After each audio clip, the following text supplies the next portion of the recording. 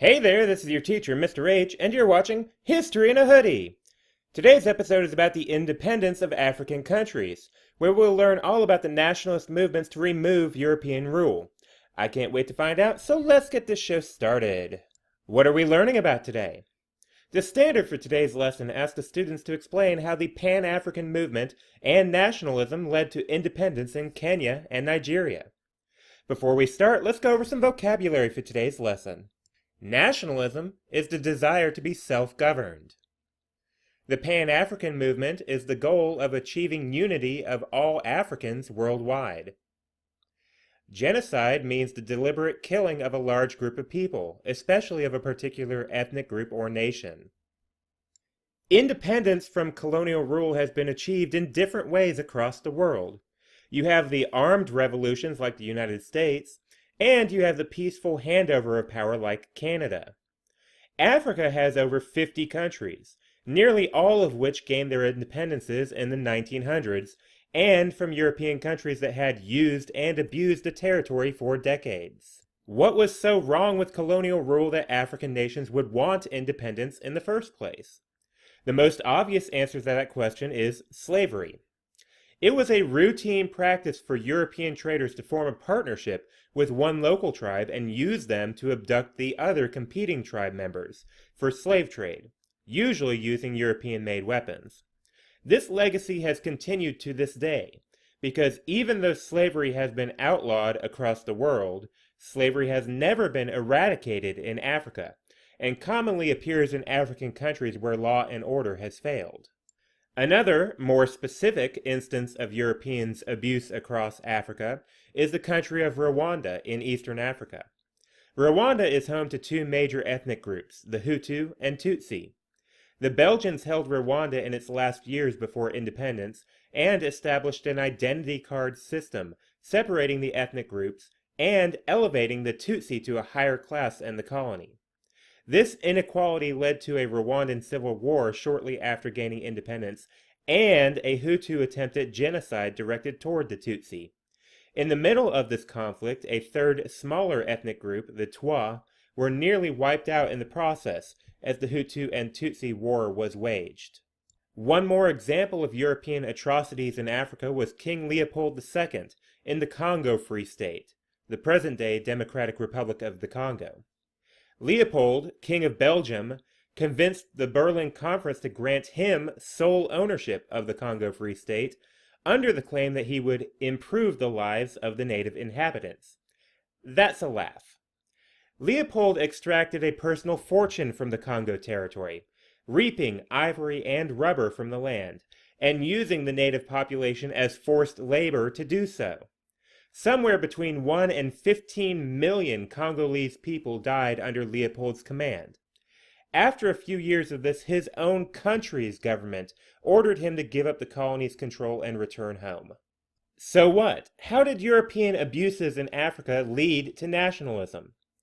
If there's one constant truth in history, it is, the enemy of my enemy is my friend. Follow that up with the statement, for now, and it's true for all situations. While the pre-European history of the African continent involved much conflict between tribes, those differences were able to be put aside just long enough to fight against their colonial oppressors. Independence was achieved very differently in different countries of Africa. At the end of the 1800s, well-educated young adults began a movement of nationalism called Pan-Africanism.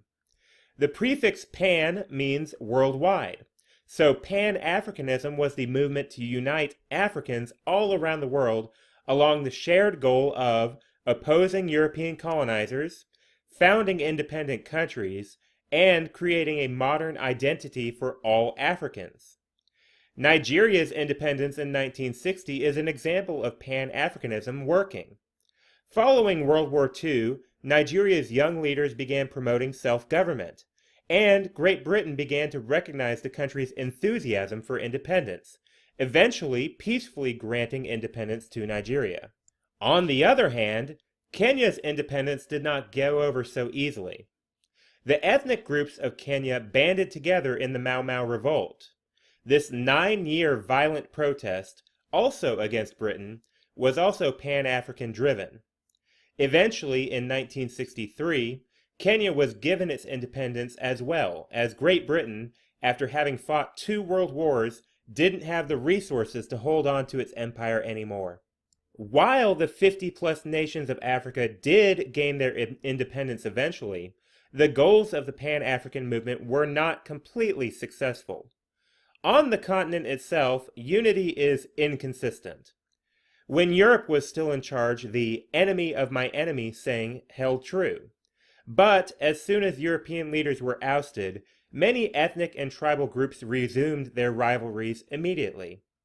Additionally, while leaders like Malcolm X, W.E.B. Du Bois, and Marcus Garvey promoted Pan-Africanism, the identity shift never really took hold worldwide either. Now what? What am I going to do with this information? I am certainly biased, but I, without a doubt, believe that teaching is the most significant job in the world. From a historian's perspective, I can easily observe the consequences of good teaching and bad teaching across history. If you look in some of the corners of the world that are struggling the most today, their experiences with colonial leadership were some of the most messed up situations ever. The Hutu-Tutsi conflict was entirely because the Belgian government taught them about class inequality and racism. The Democratic Republic of Congo has experienced government corruption, economic mismanagement, and allying with communist countries. You can bet their negative experiences with King Leopold led to a poor understanding of the good a government can do. There's nothing more important than being a good example to those who learn from you.